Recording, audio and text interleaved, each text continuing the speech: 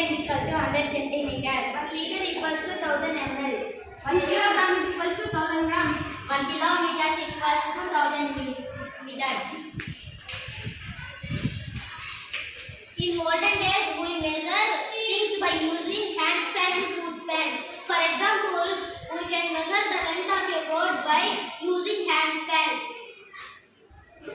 1, 2, 3, 4, 5, 6, 7, 8,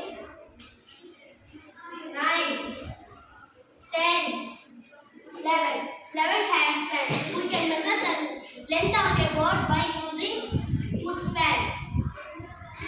1, 2, 2 foot spans. Thank you.